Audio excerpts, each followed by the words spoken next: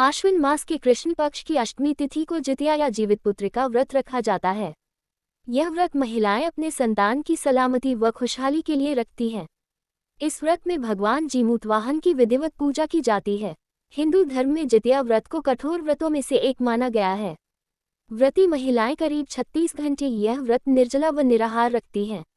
इस व्रत में भगवान जीमूतवाहन की विधिवत पूजा करने के बाद व्रत कथा सुनने का विधान है। सुनिए व्रत कथा। चील और सियारिन से जुड़ी जितिया व्रत कथा।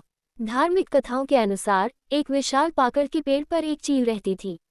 उस पेड़ के नीचे एक सियारिन भी रहती थी। दोनों पक्की सहेलियां थीं। दोनों ने कुछ महिलाओं को देखकर जितिया व्रत करने का संकल्प लिया और भगवान जीमूतवाहन पूजा करने का प्रण लिया। लेकिन जिस दिन दोनों को व्रत रखना था, उसी दिन शहर के एक बड़े व्यापारी का निधन हो गया और उसके दाह संस्कार में सियारिन को भूख लगने लगी थी। मृत्यु देखकर वह खुद को रोक न सकी और उसका व्रत टूट गया।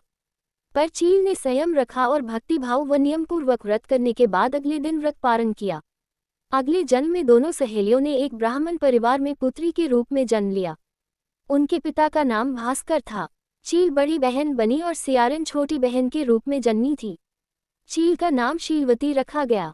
शीलवती की शादी बुद्धिसेन के साथ हुई, जबकि सियारिन का जन्म कपूरावती रखा गया और उसका विवाह उस नगर के राजा मलायकेतु के साथ हुआ। भगवान जीमूतवाहन के आशीर्वाद से शीलवती के 7 बेटे हुए, पर कपूरावती के सभी बच्चे जन्म लेते ही मर जाते थे। कुछ समय बाद शीलवती के 7 पुत्र बड़े हो गए और सभी राजा के दरबार में काम करने लगे। कपूरावती के मन में उन्हें देखकर जलन की भावना आ गई। उसने राजा से कहकर सभी बेटों के सर काट दिए।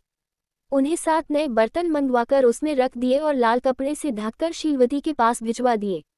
ये देखकर भगवान जीमूतवाहन ने मिट्टी से 7 भाइयों के सिर बनाए और सभी के सिरों को उसके धड़ से जोड़कर उन पर अमृत छिड़क दिया और उनमें जान आ गई। 7 युवक जिंदा होकर घर लौट आए। जो कटे सिर रानी ने भेजे थे वह फल बन गए।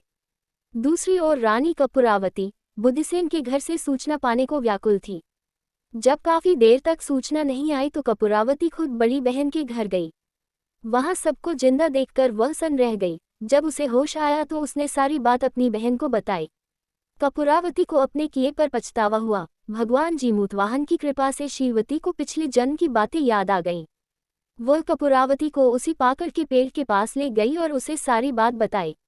कपूरावती बेहोश हो गई और मर गई। जब राजा को इसकी खबर मिली तो उन्होंने उसी जगह पर जाकर पाकड़ के पेड़ के नीचे कपूरावती का दाह संस्कार किया। माताओं और बहनों, फोल्डेड हैंड्स, आपने अभी सुनी जितिया व्रत की पावन कथा। इस कथा से हमें यही शिक्षा मिलती है कि सच्चे मन से किया गया व्रत और भक्ति कभी व्यर्थ नहीं जाती। भगवान जीमूतवाहन की कृपा से संतान पर आने वाले संकट टल जाते हैं और परिवार में सुख समृद्धि बनी रहती है।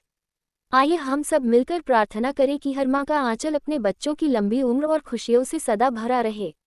जो भी श्रद्धा से यह व्रत करता है, उसकी संतान की रक्षा स्वयं देवता करते हैं।